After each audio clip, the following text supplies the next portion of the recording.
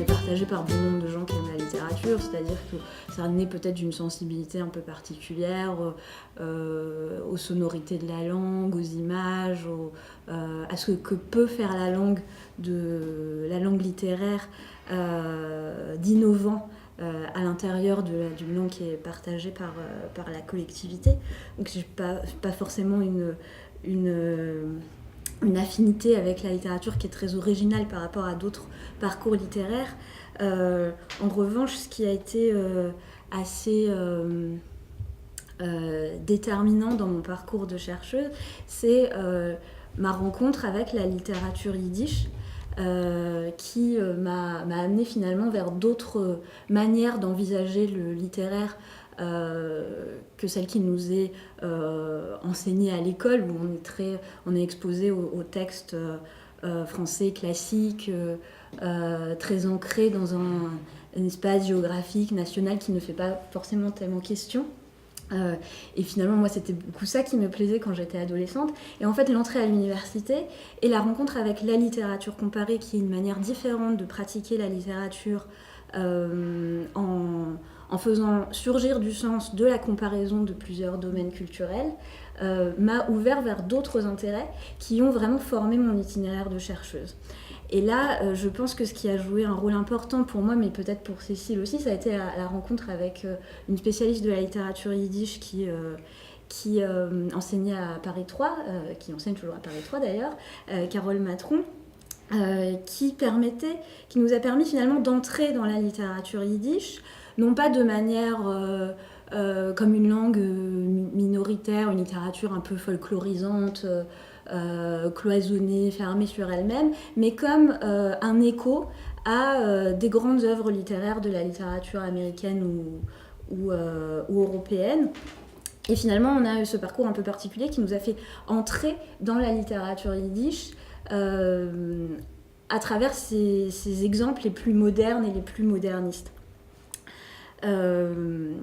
Et je pense que de ce point de vue-là, mon parcours, et peut-être celui de Cécile aussi, je ne sais pas, elle pourra préciser sur ce point ce qu'elle en pense, notre parcours et notre intérêt pour la littérature yiddish, il est peut-être assez symptomatique de l'intérêt que peut avoir le yiddish pour le monde contemporain.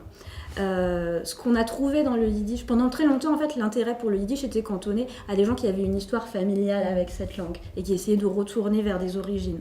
Ce qui n'est pas le cas pour moi.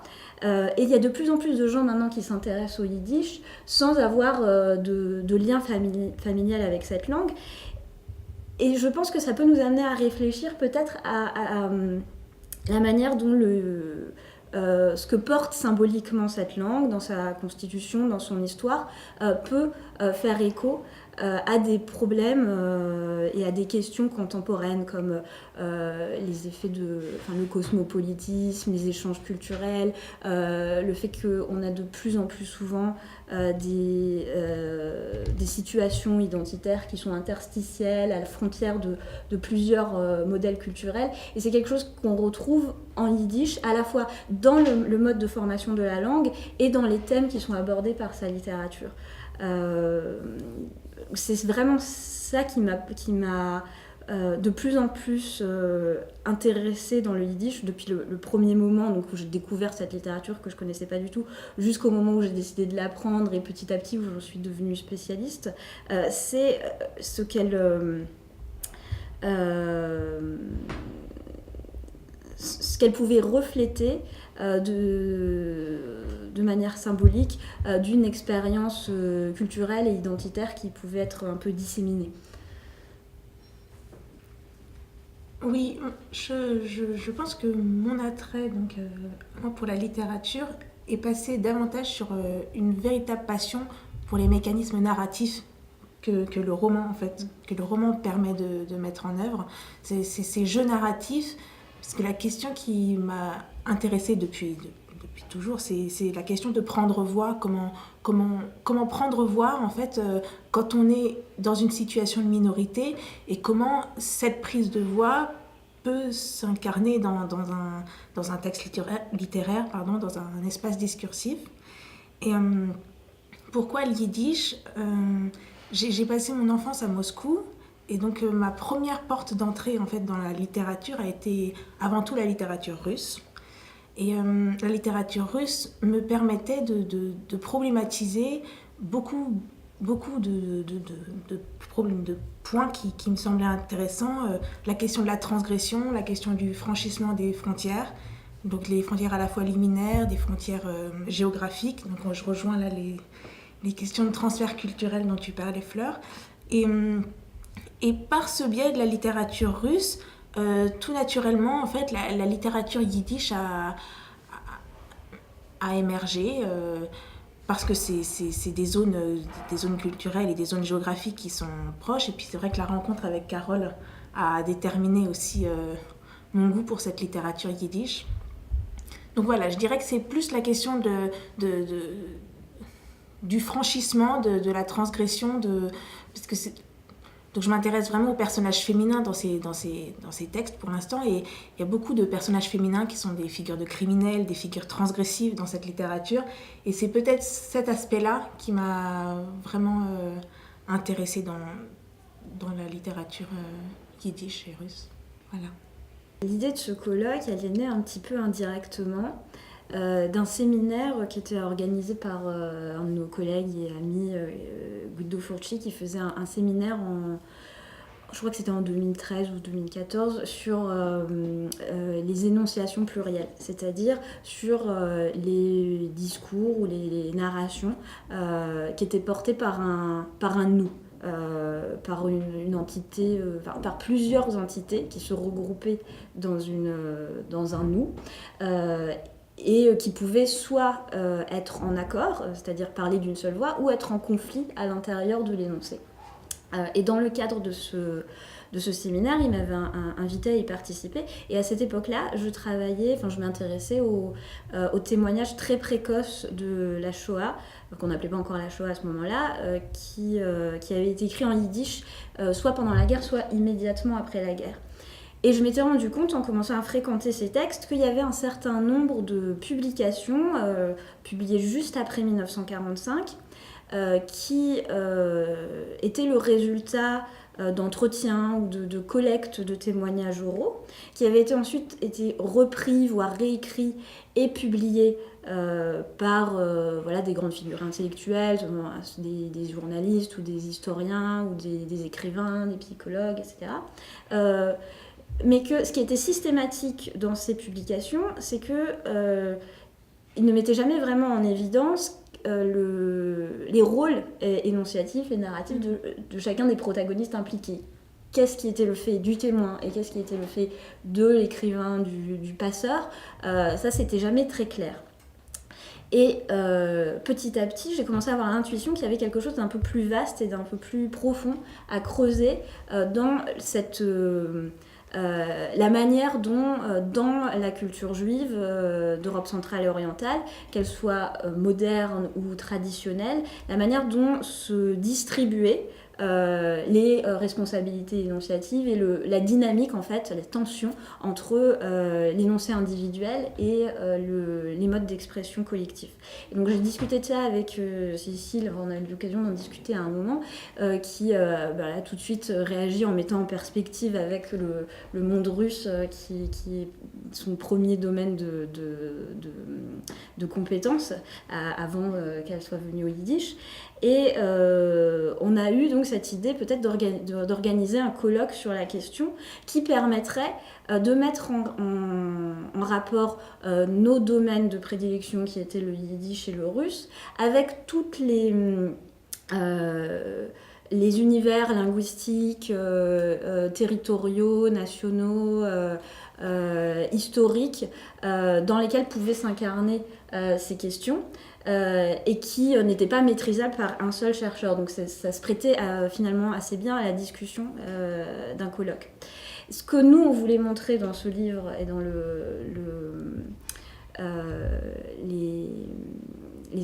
les articles qui sont nés de ces interventions, en regroupant toutes ces interventions, ce qu'on voulait montrer, c'était une image de ce monde juif dans sa pluralité linguistique, dans son éclatement géographique, et dans une perspective un peu diachronique aussi qui permettait de l'approcher de plusieurs situations historiques à la fois. Et à partir de là, à partir de ces différentes positions-là, ce qu'on a essayé d'interroger, c'était les différentes manières dont se déclinaient ces tensions entre énoncé individuel et expression collective. À partir de l'époque où en fait, le monde juif traditionnel se modernise, donc à partir du 19e siècle, et se décompose en se morcelant en différents courants idéologiques en fait. D'abord religieux, on a des courants contestataires comme le chassidisme, qui est un courant mystique qui à partir de fin 18e, début 19e siècle vient contester l'ordre de l'orthodoxie juive. Après, plus tard, on a différents courants politiques qui viennent ajouter différents points de vue idéologiques. On a des courants littéraires, artistiques. Et ce qui est commun à tous ces espaces de contestation de la norme traditionnelle, c'est qu'elles inventent des nouveaux langages, des nouvelles manières de se situer énonciativement par rapport au groupe. Et en même temps, tout en étant contestataires, ce qui est intéressant, c'est qu'elles ne sont pas... ces idéologies et ces renouvellements n'ont pas vraiment finalement pour but de s'émanciper complètement du groupe, mais d'en recréer les contours, de créer leur propre nous à l'intérieur ou en marge d'une communauté qu'ils redéfinissent. Et la manière qu'ils ont de recréer ce nous perpétue des tensions qui finalement existent déjà dans la tradition juive, qui dans ses pratiques et dans sa distribution de la parole est déjà à la fois très collective et très polyphonique. Alors je dis toujours qu'elle est très collective parce qu'il n'y a jamais justement de distinction très nette entre la parole individuelle et l'expression collective. Il y a une circulation qui est très poreuse, on ne voit pas très bien où se trouve la limite entre les deux. Et en même temps, même dans la tradition, on a des énoncés qui sont toujours très polyphoniques parce qu'on a cette tradition de la controverse talmudique qui fait que même à l'intérieur d'un discours, de l'interprétation des textes sacrés, d'un discours unique, on a toujours plusieurs voix qui s'affrontent.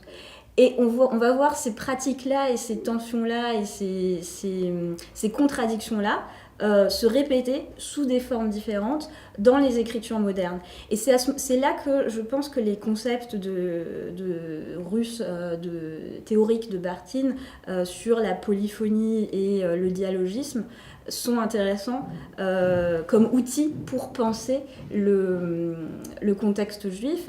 Et là, c'est vrai que l'expertise de Cécile m'a été très utile. Je pense que là, on arrivait à un point intéressant qui nous a permis d'ouvrir ce sujet à différents chercheurs qui y ont apporté leurs propres interrogations.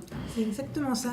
C'est-à-dire que ce sujet était intéressant parce qu'il posait des questions théoriques qui n'étaient pas résolvables comme ça d'emblée. C'est-à-dire comment penser cette co-responsabilité de l'énonciation, comment penser cette co-responsabilité du discours dans l'espace public.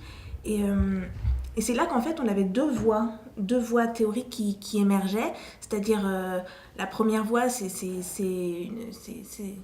construisait à partir de l'expertise de Michel Foucault, c'est-à-dire de penser la prise de parole comme formation discursive, donc penser la parole comme acte de fondation politique au sein de l'espace public, et ce qui nous permettait de penser justement cette co-responsabilité.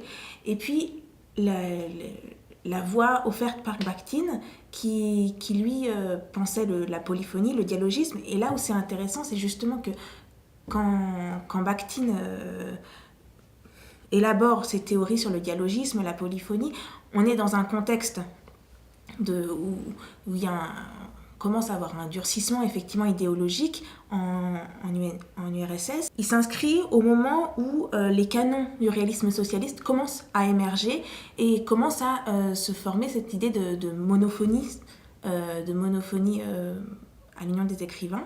Donc au moment où Bakhtin pose ses théories, en fait, il fait acte politique, c'est-à-dire c'est un acte de résistance par cette mise en forme, par cette mise en évidence du dialogisme chez Dostoïevski. Et à mon sens, c'était vraiment très intéressant, effectivement, d'offrir cette voie par Bakhtin pour penser la littérature et les textes yiddish pour construire une vision politique et une vision identitaire, en fait. Comment se former, comment construire une identité sociale plurielle, à la fois plurielle, mais aussi faite de tensions discursives, ce que nous permettait de penser Bakhtin, puisque c'était en permanence des tensions narratives, tensions discursives au sein même du tissu énonciatif. Donc voilà, je pense que ces voies d'entrée-là étaient intéressantes et surtout nous permettaient d'élargir à d'autres contextes. Je pense que ça permet de penser aujourd'hui des contextes de subalternité, de prise en charge des minorités dans un espace public. Et c'est en ça que cet ouvrage pose des questions intéressantes qui peuvent permettre de penser le monde autrement au regard de ce qu'ont pu être des théories qui ont pu être menées au sein des études postcoloniales, par exemple, effectivement, les études de subalternité, mais aussi, par exemple, dans un autre contexte, les théories d'Édouard Glissant sur justement cette identité hybride, cette identité rhizome, qui permettent de penser chacun des sujets en présence dans un monde pluriel. Donc, Oui, dans un contexte où en fait on parle beaucoup d'identité nationale comme de quelque chose qui doit être un concept stable, achevé, déjà constitué, je trouve ça intéressant d'arriver à penser un petit peu autrement à partir de modèles d'identification qui sont en mouvement perpétuel et qui offrent une porte d'entrée différente dans nos modèles nationaux, parce que finalement, la littérature yiddish en particulier, mais le monde juif européen, a travaillé souterrainement toute la culture européenne, a fait partie à part entière de la culture européenne, tout en étant toujours un petit peu décalée par rapport à celle-ci. Et finalement, elle nous donne cette possibilité d'envisager la construction de la nation, finalement, à partir d'apports qui sont multiples et qui ne sont pas forcément ancrés dans des formations historiques présentes depuis des siècles et qui resteraient stables et inaltérées. Voilà. Et c'est ce que montre Luba Jürgensen justement dans l'introduction théorique. Elle montre bien que la pensée de Bakhtin ne peut se lire qu'aussi en lien avec le je et le tu de Martin Buber, donc qui pense cette relation au sein même de l'espace social, mais la relation en fait dans cette pensée sur l'altérité, dans cette prise en compte de l'altérité. Et je pense que c'est une idée qui traverse tout l'ouvrage qu'on présente aujourd'hui. C'est comment prendre en charge l'altérité dans un tissu énonciatif, dans l'éthique d'une relation. Voilà. La question de la polyphonie, c'est un concept qu'on emprunte à Bakhtin, mais qui nous semble très productif dans le contexte de la culture juive, du fait de cette tension constante entre le fait que quand on prend la parole en tant qu'individu dans un contexte juif, on est toujours, qu'on le veuille ou non, investi d'une responsabilité collective. Parce que la société est construite comme ça, mais aussi parce que quand on est dans une situation de minorité, ce qu'on dit fait toujours potentiellement prendre des risques à la collectivité. Donc il y a une dimension toujours collective de l'acte de parole, mais en même temps, nous, ce qui nous a intéressé, c'est les espaces de contestation de ce collectif à l'intérieur des voix individuelles. Et c'est des contestations d'une norme linguistique qui se forment à la fois en interne, parce qu'elle conteste l'ordre orthodoxe, enfin l'orthodoxie juive, et c'est des contestations qui se font aussi par rapport aux langues de pouvoir externes au monde juif, et qui forment donc des formes de rébellion à deux niveaux. Hein. Et là où c'est intéressant, c'est que la polyphonie permet de penser justement cette idée de contrepoint, de discours en contrepoint. Donc en littérature, ce sera des contrepoints narratifs dans le roman. Donc un contrepoint, par exemple, si on prend effectivement dans les premières polyphonies, où le contrepoint parfois, même très souvent, le contrepoint guide l'harmonie. L'harmonie, au-delà même du thème, en fait, c'est lui qui va guider la mélodie et qui va permettre de construire justement l'harmonie de la pièce musicale. Et je pense qu'effectivement, cette idée de polyphonie permet de voir ces voix minoritaires comme organisant le partage de la voix énonciative.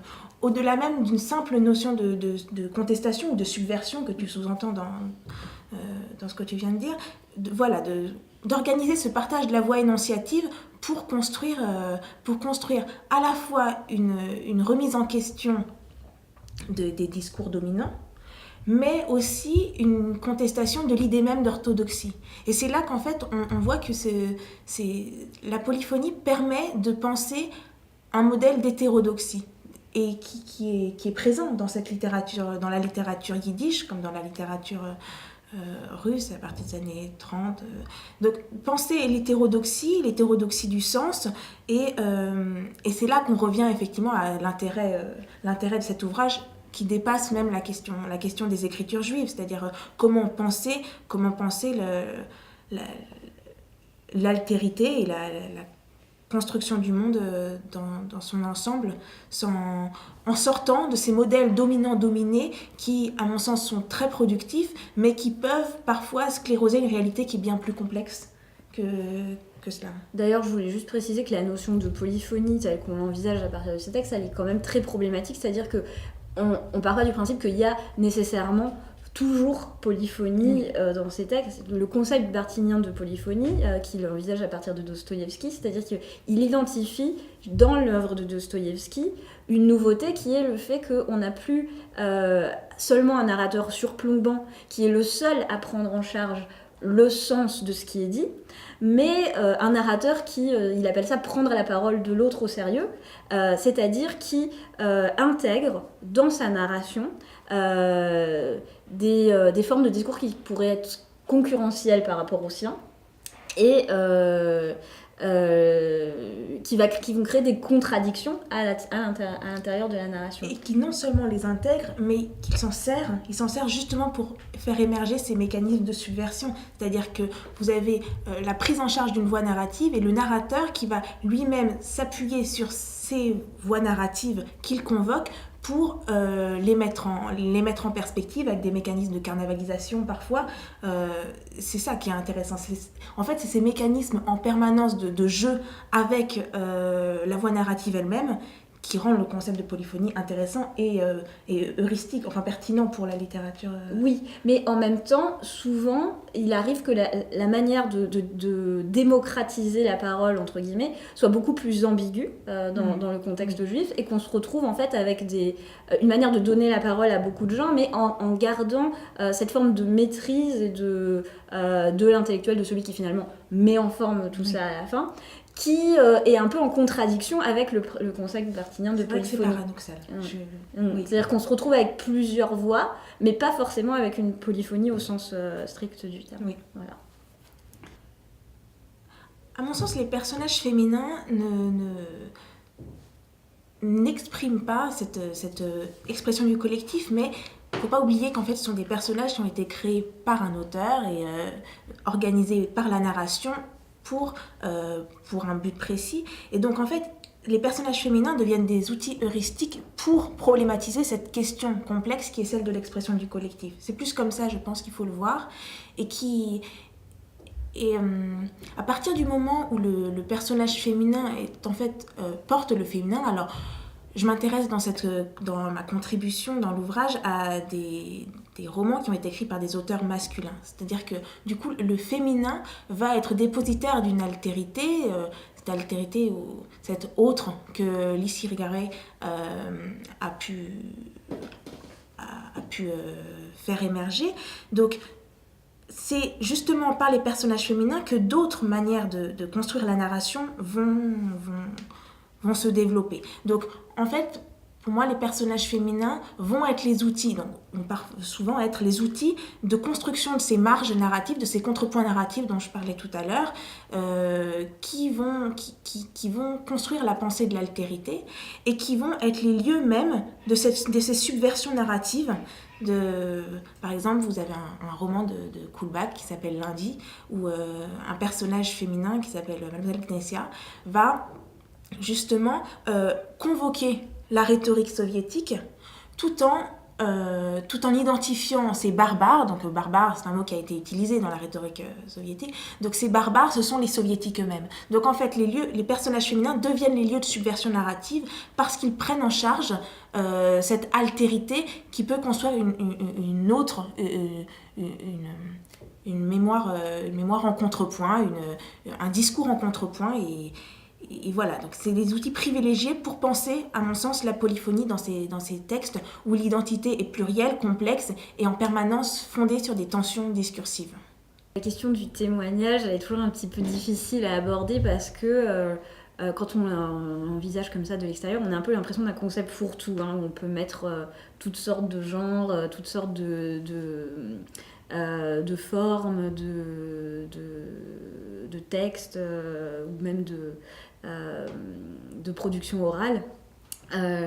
Et de ce point de vue-là, je suis assez proche de la manière qu'a Catherine Cocchio de théoriser le témoignage, pas dans cet ouvrage-là, mais par ailleurs dans plusieurs livres, entre autres un ouvrage important qui s'appelle La littérature en suspens, où elle essaie de penser le témoignage non pas comme un genre, ce qui, de son point de vue, est une erreur, mais comme un acte de parole, une sorte de position éthique par rapport à ce qu'on dit, qui peut s'incarner dans des genres extrêmement divers, qui peuvent aller du rapport de police au journal intime, à la poésie, enfin, dans toutes les formes qu'on peut imaginer, le témoignage peut exister.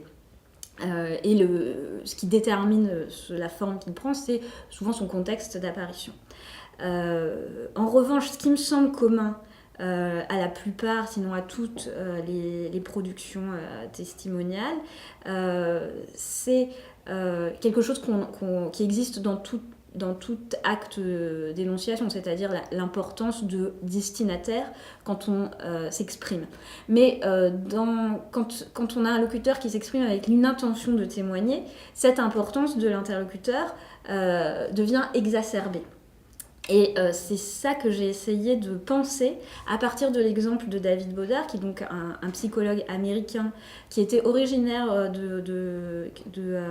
monde juif d'Europe orientale, mais qui avait quitté la Russie assez tôt, il me semble en 1917 si je ne me trompe pas, d'abord pour le Mexique puis pour les États-Unis, et qui après la Seconde Guerre mondiale, assez tôt aussi, en 1946, a décidé de retourner en Europe, faire une expédition à travers la France, l'Italie, l'Allemagne et la Suisse, surtout dans les camps de personnes déplacées, mais voilà, dans différents foyers qui accueillaient des réfugiés ou des personnes un peu déracinées. Et il a mené des interviews avec plus d'une centaine de personnes, beaucoup des juifs rescapés, mais pas seulement. Il a enregistré ces interviews dans des langues très variées, avec cette attention toujours très importante, non pas seulement au contenu du témoignage, mais au fait que la manière dont le témoin s'exprime, la langue dans laquelle il s'exprime et les formes dans lesquelles il choisit de s'exprimer, font aussi partie du témoignage. Il y a quelque chose qui témoigne dans la langue qu'il utilise. Donc c'était cet aspect-là qui m'intéressait,